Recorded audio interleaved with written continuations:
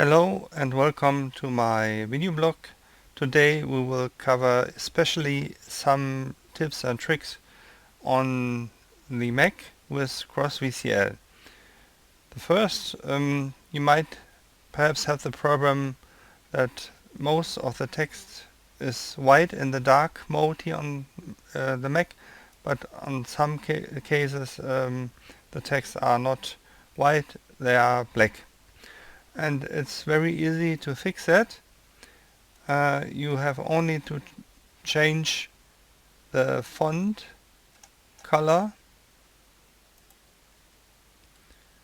from black to CL window text. So, and if we compile and run the program again, it's look like this, and you see it is white as expected. Here is another aspect you should take into account when you're working with Mac and files and folders. Here in the file manager I have the possibility to add here buttons with programs that I can run, and then they can directly open a selected file that works already on Windows and Linux, not yet on Mac. I have to work on it. But how it works in general to add here these apps, you can use it like this and select an application from the application folder. So for example, I want add the text edit program,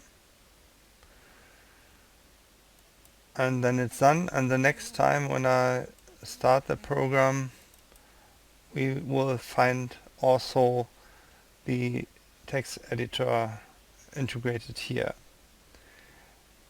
So two things I want to show you. The first is when I start the open or select file dialog. When it started in a modal dialog, I sometimes get the program that the app crashes, and you can fix it if you assign the initial dir and filter index in the way like this, then it works.